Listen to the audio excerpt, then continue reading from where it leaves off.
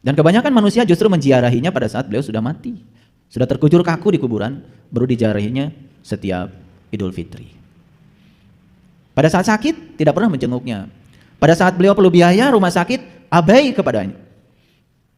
Jika perlu, hartanya dikuras. Anak semacam apa kita ini? Ketika orang tua kaya, anak jadi kaya.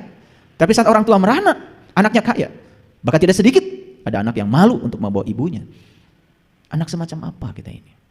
Oh, kita mencium Hajar Aswad yang di Mekah sana, dan kita bangga ketika kita bisa bertarung di sana dan mencium batu itu. Padahal Hajar Aswad yang sebenarnya adalah kepala kita. Ini yang pernah merobek rahim ibu kita. Itulah karena kita tidak mau belajar. Para sahabatku yang dimuliakan Allah, hari ini saya akan berbicara sesuatu yang berbeda dari kajian sebelumnya. Dan saya memberi judul, lakukan yang benar, bukan yang populer. Satu pertanyaan bagi kita, apa betul yang kita lakukan dalam kehidupan ini adalah yang benar atau yang populer? Yang populer itu yang dilakukan oleh kebanyakan orang. Apakah yang dilakukan banyak orang itu benar? Harus dipertanyakan. Sama seperti saya bertanya pada diri saya. Saya pernah bilang sama orang tua saya, sejak kapan saya diberi label bahwa agama saya Islam? Sejak kapan saya diberi label bahwa saya orang beriman? Itu pertanyaan saya pada orang tua saya. Dan kenapa saat itu saya tidak dewasa, saya tidak tahu apa-apa, saya dipaksa untuk mengaku saya sebagai orang yang beragama tertentu, dan saya dipaksa untuk mengaku bahwa saya orang yang beriman. Itu yang membuat saya menjadi lupa bertahun-tahun. Karena dari kecil label itu sudah melekat dalam diri saya. Dan saya dari kecil memahami, kalau saya sudah menganut agama Islam, berarti saya sudah jadi orang yang beriman.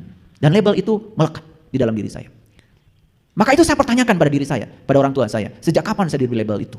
Dan itu sangat berbahaya bagi saya. Bahayanya adalah saya tidak menyadari saya siapa. Lalu saya menjadi sombong dengan diri saya. Saya merasa sudah beragama, saya sudah merasa orang beriman. Begitu saya buka kitab suci, ternyata para nabi, para rasul, para leluhur kita tidak seperti itu perjalanan spiritualnya.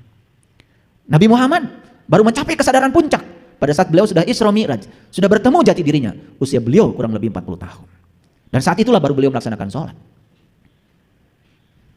Nabi Ibrahim, beliau juga tidak sholat dari kecil, tidak disuruh mengaku beragama dari kecil, dan beliau mencari Tuhan.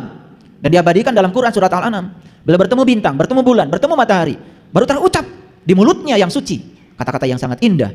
Inni wajahtu wajhiya lilladzii fataras samawati wal ardh hanifan wa ma ana minal musyrikin.